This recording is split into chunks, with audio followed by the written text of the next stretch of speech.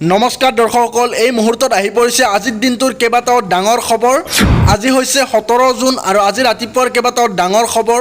অৰুণোদয় হিতাধিকাৰী বেংক একাউণ্টত 1250 টকাৰ পৰিৱৰ্তে 3000 টকা সোমাই যাব, কিন্তু নতুন নিয়মেৰে সোমাই যাব এই 3000 টকা।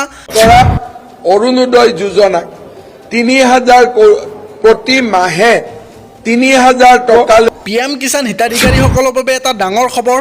20 জুনত তেওঁলোকৰ বেংক একাউণ্টত সোমাই যাব 2000 টকা। 23 নম্বৰ কিস্তিত 2000 টকা পাবৰ বাবে এইটো কাম কৰিব লাগিব, নকৰিলে নাপাব PM কিষাণ আঁচনিত 2000 টকা। উদ্যমিতা আঁচনিত 10000 টকা লাভ কৰা মহিলাসকলৰ বাবে বৃহৎ সুখবৰ। আপুনি যদিহে গছপুলি ৰোপণ কৰিছে তেন্তে আপুনি লাভ কৰিব 25000 টকা। মুখ্যমন্ত্ৰী হিচাপ কৰি ৰাখিব।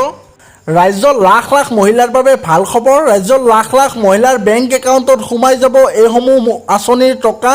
শীঘ্ৰেই লাভ কৰিব অৰুণোদয় আঁচনিৰ ধন। যিসকল মহিলা অৰুণোদয় আঁচনি বন্ধ হৈ আছে তেওঁলোকৰ বাবে আহি পৰিছে বৃহৎ সুখবৰ। আপডেট কৰি ৰাখক আপোনাৰ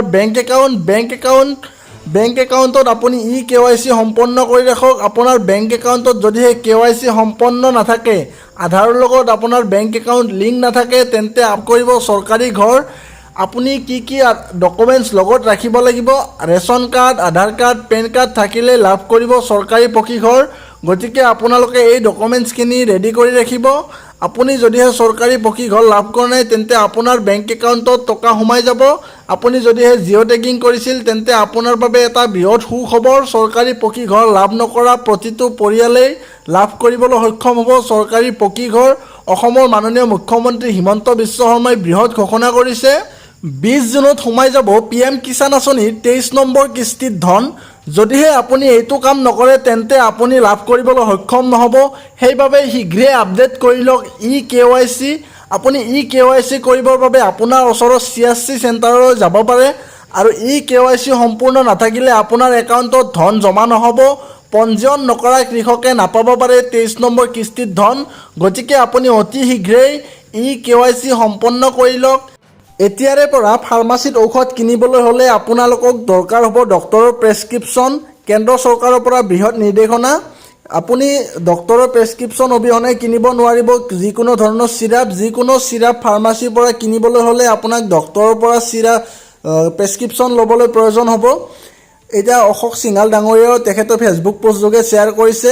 এতিয়াৰে পৰা চিকিৎসকৰ নিদান পত্ৰ অৰ্থাৎ প্ৰেছক্ৰিপশ্যন অবিহনে কোনো ধৰণৰ চিৰাপ ক্ৰয় কৰিব নোৱাৰিব।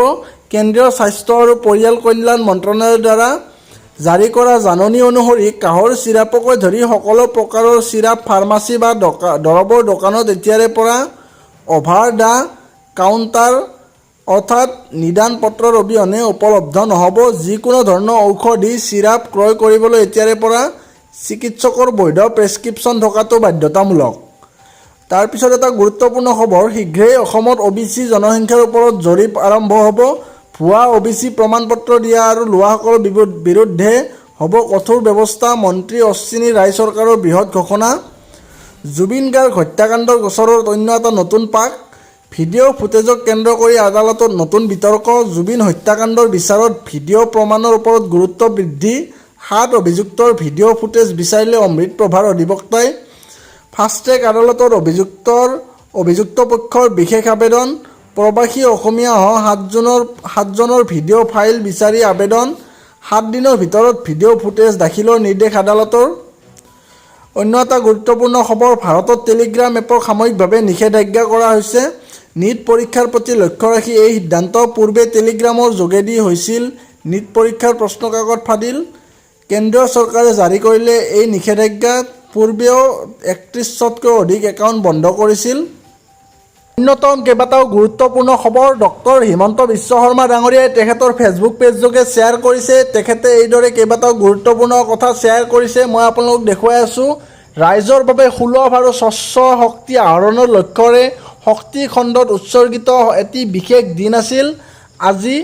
মঙলদৈ আৰু তেজপুৰত পাইপযুক্ত প্ৰাকৃতিক গেছ যোগান। ঔদ্যোগিক পাইপযুক্ত প্ৰাকৃতিক গেছ যোগান প্ৰকল্পকেইটি আভাসীয়ভাৱে উদ্বোধন কৰিবলৈ পাই আনন্দিত হৈছোঁ।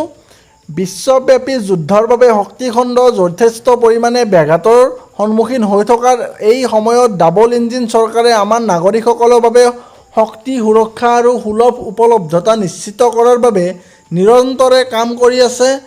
এয়া আমাৰ দায়বদ্ধতা।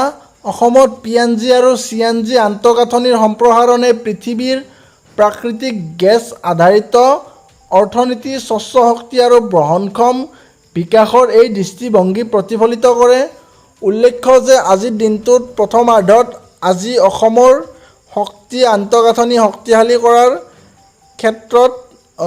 লক্ষ্যৰে APDCL-ৰ কাম-কাজ আৰু শক্তি খণ্ডৰ মুখ্য প্ৰকল্পসমূহ অগ্ৰগতিৰে পৰ্যালোচনা কৰোঁ। এইদৰে মুখ্যমন্ত্ৰীয়ে তেখেতৰ ফেচবুকত শ্বেয়াৰ কৰিছে। তেখেতে অন্য এটা গুৰুত্বপূৰ্ণ পোষ্ট শ্বেয়াৰ কৰিছে। চৰকাৰী ভূমি বেদখল কৰি অসমৰ উন্নয়নক বাধাগ্ৰস্ত কৰা যেন অচিনাকি লোকৰ বাবে এসময়ত সাধাৰণ কথা হৈ পৰিছিল। কিন্তু নতুন অসমত এই দৌৰাত্ম্যৰ কোনো স্থান নাই।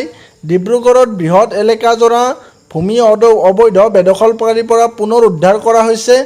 এই ভূমিত গঢ়ি উঠিব অধিক শক্তিশালী স্বাস্থ্য আন্তঃগাঁথনি, অধিক সুবিধা আৰু জনসাধাৰণৰ বাবে উন্নত চিকিৎসা ব্যৱস্থা। এয়া কেৱল উচ্ছেদ নহয়, নতুন অসমৰ দৃঢ় সংকল্প।